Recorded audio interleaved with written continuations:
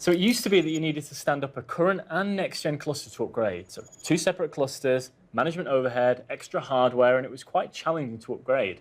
So how are we solving for that with the new ClusterOS rolling upgrade feature? With this new capability, we're focusing on minimal or no interruptions to the workload that's running in the cluster. So customers can upgrade that cluster in place. With a Hyper-V or a scale-out file server workload, there's zero downtime. So you don't need to buy new hardware at all.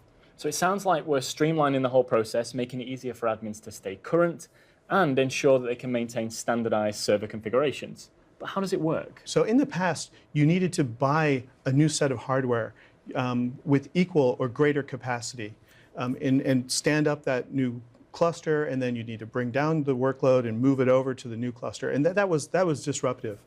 So now, in this case, you can upgrade in place. If we use an analogy with glasses of water, where you basically, the glasses are cluster nodes, what you do is you take one of those nodes, you drain the water out of that, shift it over to the other glasses, then you can move that node or that glass out of the cluster. You can upgrade it to Windows Server 2016, and then you can move it back into the same cluster. Right. And now you enter mixed OS mode, where that 2016 node is fully functional and compatible with the 2012 R2 nodes in that cluster. And then you can distribute the water across all those nodes. Exactly. And then you can bring the water back, and then the water is balanced across those glasses or across the nodes in the cluster. Right. But in some cases, you might not have the capacity to upgrade, or you might want to allow for failover during the upgrade process. Absolutely right. In that case, customers can actually add additional hardware temporarily into the cluster.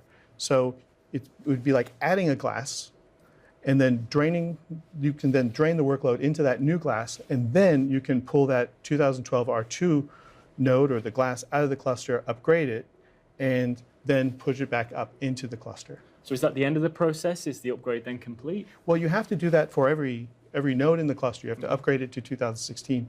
And then once you're done there, then you update the cluster functional level to 2016. And that way you can take advantage of the new 2016 features and capabilities. Absolutely.